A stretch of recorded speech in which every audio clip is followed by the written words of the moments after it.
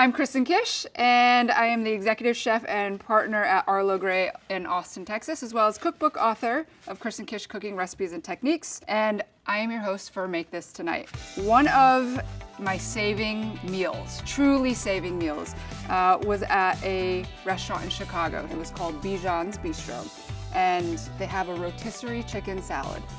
Now, every night after work, or if I had the night off and a school went late or whatever, I would always get this salad. I would either sit at the bar and eat it, or I would get it to go. Any which way. It was just delicious. It was filling. It was fast. It was easy. Everything about it was perfect. And I think that was the first time that I had a truly balanced salad. It didn't leave me feeling like I wanted something else, and it certainly left me feeling full and very satisfied. Chickens in general are just not attractive. I mean, can we look at this? It's ugly. Everything about it is just ugly. So we're gonna do as much as we can to get it into the oven as quickly as possible. So in this little bowl here, just a little bit of softened, unsalted butter, a little parsley, and a little bit of lemon zest. Take that.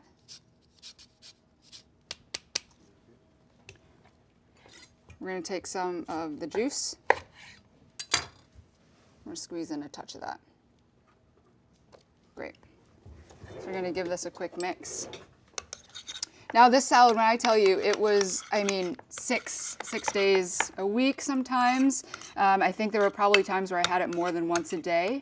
And so as long as it fits into my life and it satisfied all the needs that I needed it to, I will stick with it as long as it serves me purpose. And so my entire time in Chicago, about 3.5 years, I ate this salad very, very often.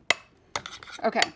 If you want something slightly more advanced or a little challenge, you could certainly do duck confit. So you have a whole duck, you use the breast, you make this beautiful duck à l'orange, or however the French say it, and then take the legs, you cure it, confit them, which means cook it in its own fat, pick it, and that recipe is in my book, Kristen Kish Cooking Recipes and Techniques.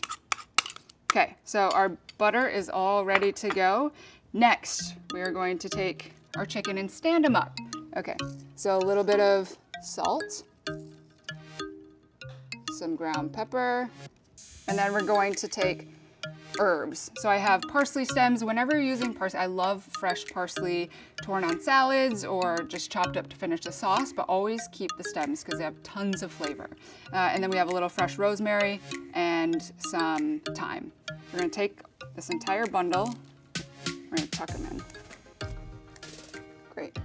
So next, what we're gonna do is we're gonna take an onion that's just been halved, stuff that in there. We're gonna add the garlic, a squeeze of the lemon, so get all that juice out. We'll use the leftover from our butter.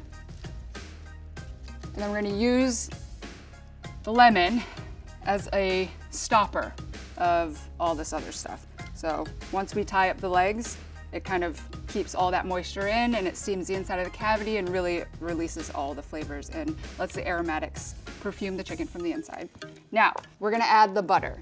So to do that, we just kind of take this skin, we gotta release it just a touch. And again, if you don't wanna do this, you can certainly buy rotisserie chickens. They're fantastic from the grocery store if you don't wanna cook it yourself. Okay, so we're slowly and very carefully releasing the skin from the meat. This is also easier to do when the chicken skin is a bit dry. So we've created essentially this pocket. Now, we're gonna take our butter, kind of get it in there. Stuff it all the way in. And then we're gonna push the skin right over the top. And now we're just gonna push the butter down. Start to massage it all the way down. And it's important to keep most of the fat and the butter up at the top. You want a good coating and a good layer of fat. The more fat that constantly bastes it as it cooks is a good thing. We have our butter evenly distributed, and I think we're in a good place. All right, so next, we need to get these little legs to close. So we trust the chicken for a lot of different reasons. We trust it for even cooking. We trust it for just appearance. We trust it when we have stuffing in there and we don't want it to fall out. Now in culinary school, one of the very first things you kind of learn is how to trust the chicken. I'm not gonna lie, I tend to do it different every single time. It's like, we've all seen the videos where you go under here and then you go around and This is too much for me. I'm just gonna take one piece of string. And it's like when you're tying a shoe or like a present. If you go twice or even 3 times, when you tie it, it actually sticks there, so it's not gonna fall apart. So you can do it with just yourself and your 2 hands. So do a little knot, go around one more time. And a bow, because the chicken deserves it. And then these little wings, we're just gonna kind of tuck right underneath the backbone. Perfect. And so for me, this is a much easier way than trying to like bondage the chicken with all these different strings and crossing over the breast meat and whatever. Just tie the legs, make it nice and tight. Okay, so we're gonna take a little bit more salt, make sure we season the entirety of the outside. A little bit of pepper. Okay, she's all buttoned up. We're gonna take a little bit of oil. We're gonna put a little on the top. Now, because the skin is nice and dry, now we need to add a little bit of fat. So as it cooks, it does crisp up. So we're gonna take a little of that oil. And I push in all that salt, all that pepper, massage everything back in together. Make sure all that butter is dispersed. And then I take the entire chicken and I put it on a grill rack. So if you don't have one of these at home, I would highly recommend this. 1, it keeps the air circulating underneath the chicken, and 2, it helps it cook a lot more even, because as the tray heats up, it's literally just a slab of metal and it will cook the bottom differently than the top. So this kind of keeps everything nice and flowy and even. So we're gonna wash up.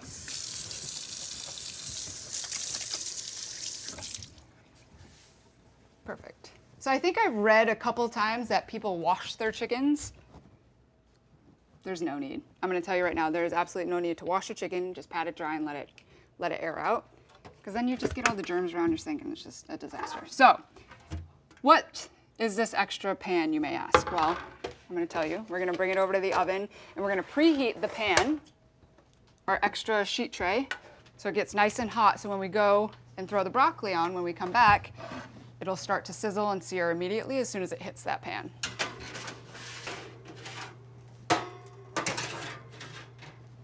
So while our chicken roasts and our pan preheats, when we come back, it's broccoli time.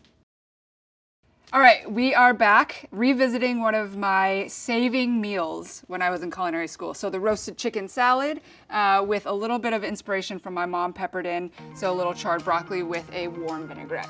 We have our sheet tray preheating in the oven. It's been in there for a while now. And now we're gonna attend to our broccoli and our shallots. So we have the broccoli. I like the stem. There's a little bit of a woody end that needs to come off, but otherwise this stem is really, really delicious and very edible. So we're gonna season up with a touch of salt. We're gonna throw this thyme in here, our halved shallots, and then a touch of grapeseed oil. Just kind of coat. And again, grapeseed oil, because it has a high smoking point, it's gonna hit a very, very hot sheet tray. So we need to give this a nice little toss. So the whole idea of the sheet tray in the oven is 1, it gets something out of the way, it's in the oven, it's not sitting on the counter. And 2, when you think about it, when you want like a nice char or sear on something, like you have to go from vegetable to something hot. Now, if we were to just put this on the sheet tray, it'd be fine, but we would miss that initial impact of that moment of heat and time it has on the pan. So we're gonna head on over to the oven.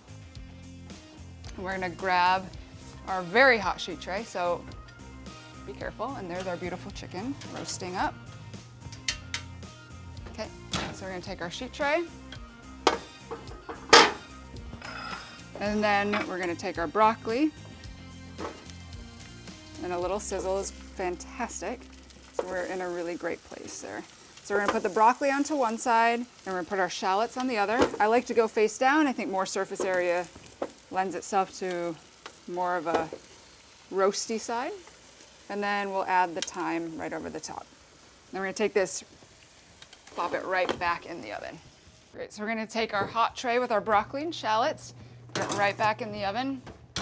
And then while that's cooking, we're gonna make our vinaigrette. So there's a couple different ways you can do vinaigrette. There's the broken vinaigrette, there's emulsified vinaigrette. So for emulsified vinaigrettes, we kind of start at like a mayonnaise base or an aioli.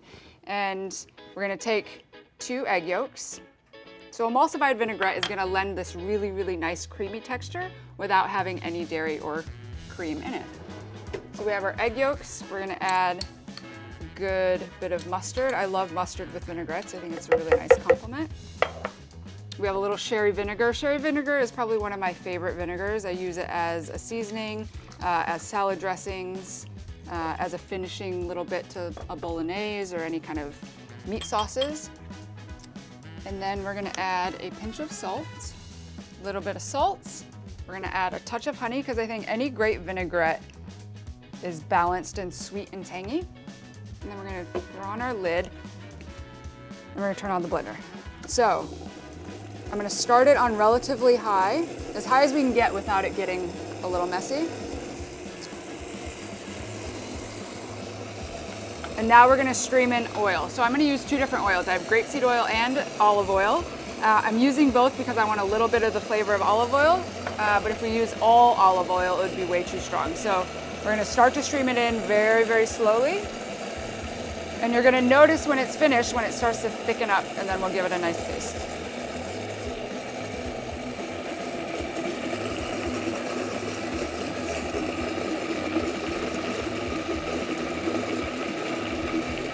So you can start to see that it's looking really, really creamy. It's kind of like a ranch-ish texture, but again, there's no dairy, and it's just the egg yolks that really help emulsify it out.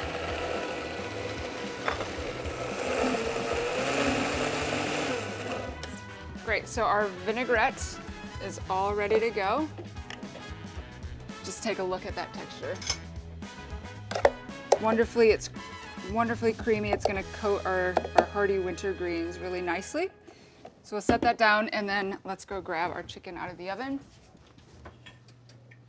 I feel like this is the moment where it goes, ah, you know, like the angel singing. I won't sing, I'll spare you. Okay.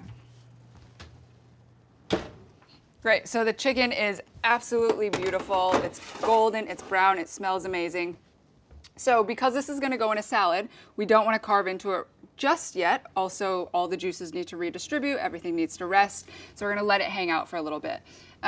Meanwhile, now I love salads, but I love salads with stuff in it. And I love things, and I need lettuce that has flavor. And so what I like to do instead of just buying a spring mix is I like to hand pick whatever lettuces and flavor profiles I want individually. So for this, we have some baby spinach, which is really quite wonderful and very delicious. We have some frisee. I love frisee because I love bitter.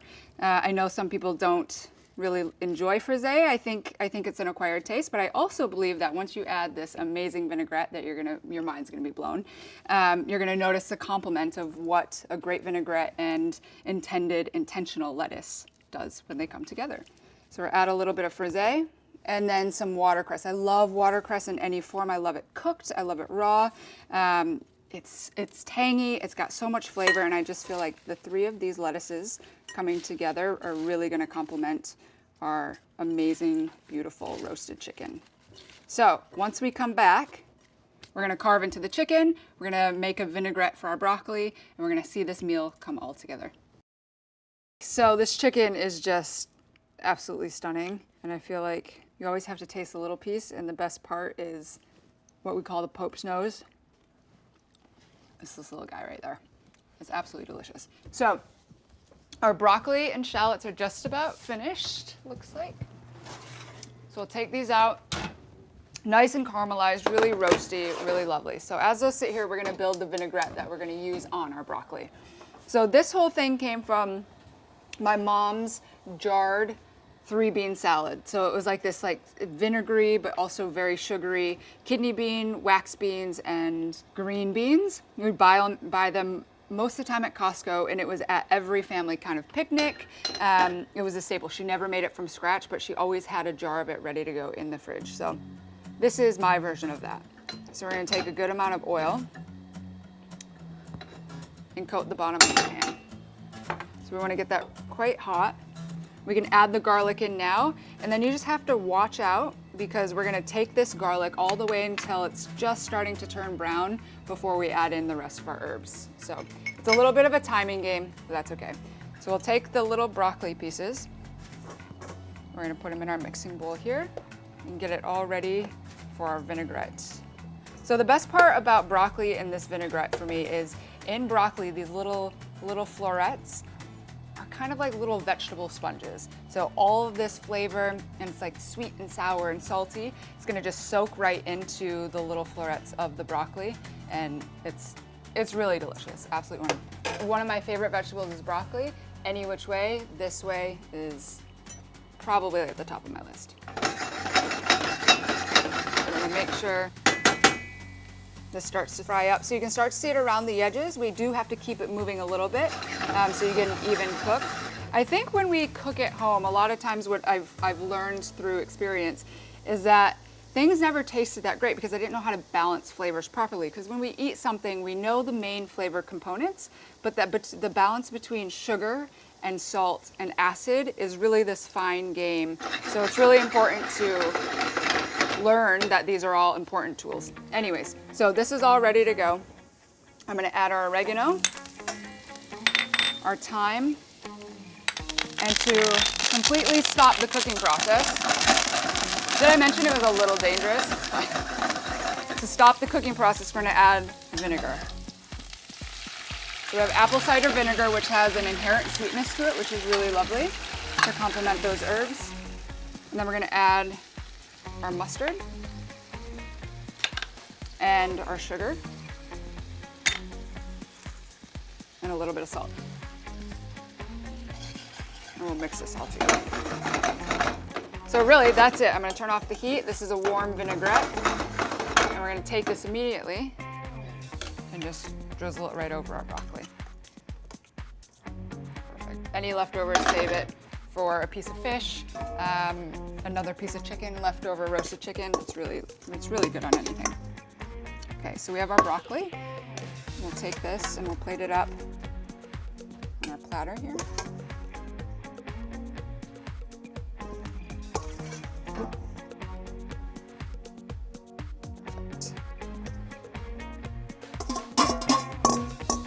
Fried garlic, oregano, thyme, mustard, a little sugar, and a touch of vinegar. Perfect. So with our shallots that were on the same tray, we can take these shallots. We're gonna go right into our bowl of mixed greens. So I'm just gonna put them onto the side so they don't completely crush our greens while we carve up our chicken. All right, so remember we tied this up. There's nothing worse than keeping a piece of string on your chicken. So we're gonna take that off. So a lot of people have different methods. Some people go for the legs they like to carve off first. Some people go for the breast meat. I like to take off the legs. So we're gonna separate it. Now, a lot of meats, and especially poultry, have natural joints where you just cut in between the joints. And when you do that, you don't have to saw through bones. You can take that piece of chicken off. We're gonna do the same here. Have our chicken. So here we're just gonna take off little wings. I don't use the wings in the salad. I actually just prefer to eat those as snacks. And then to carve off the breast meat. So down the center we have the breastbone. So for this purpose, we're gonna take the breast meat here. We're gonna cut up into large cubes.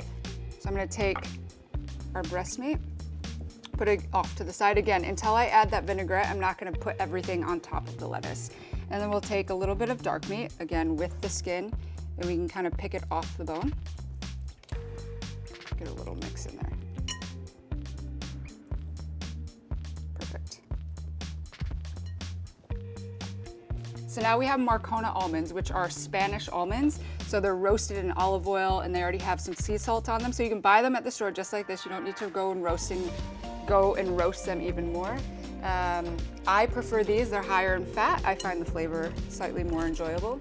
And then some dates for some added sweetness. And now we're gonna take our vinaigrette.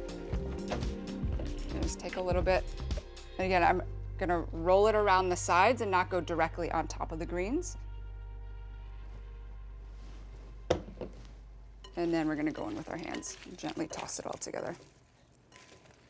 So I love these winter greens because now, as you can see, with all this beautiful roasted chicken and the shallots and the dressing and the almonds, all of our accompaniments are quite rich and hearty. And so choosing the right salad green, as you can see now, is super important so it all stands up together. So we're gonna take our salad and plate it all nicely. And then we are going to finish with some goat cheese right on the top. So you just take a little bit, we can dot it over the top.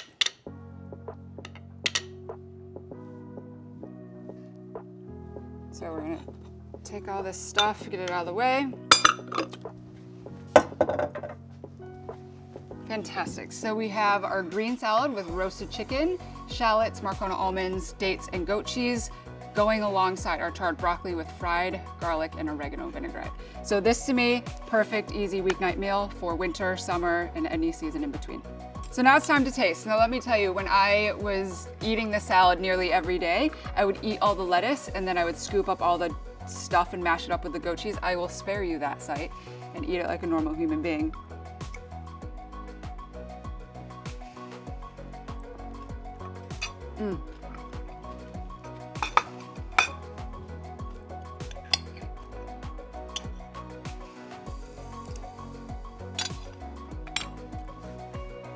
Awesome. So absolutely fantastic. I think the best part of this salad for me is the slightly warm goat cheese, picking up some of that warmth from the chicken.